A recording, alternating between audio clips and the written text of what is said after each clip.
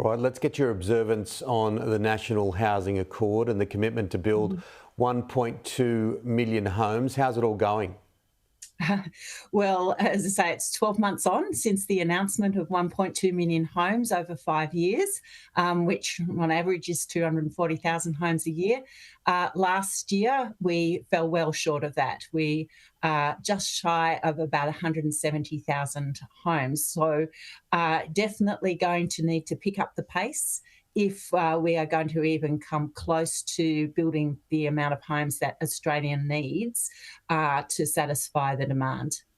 And there's quite a few problem areas, isn't there? One of them is apprentices, young people working and seeing a career in this industry. I know that the New South Wales government announced a few weeks ago a new initiative to try and get apprentices on board.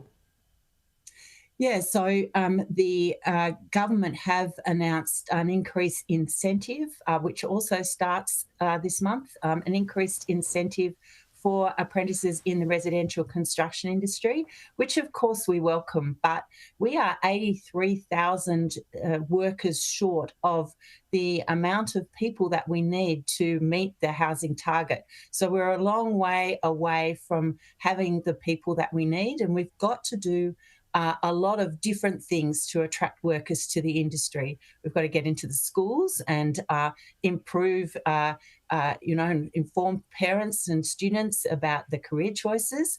And then we've got to attract mature age workers as well, people who might want to have a change in the industry. The last few years, our Apprentice of the Year has been somebody who's actually had a previous career and then made a change. So we need to make it possible and attractive to, encourage people from other walks of life to get into the industry as well. But the government are focusing heavily on productivity at the moment, and certainly skills shortage is one of the ways that we can improve the productivity in the industry, but also tackling the extraordinary amount of red tape that we're dealing with around the National Construction Code and planning and approvals. Those don't help either. No, not at all. And it becomes even more difficult because a lot of members of your association are small businesses and they are challenged with a whole myriad of issues, including the cost of living crisis. That's right. I mean, look, it's been very hard for any size business, for that matter, to manage through these recent economic times.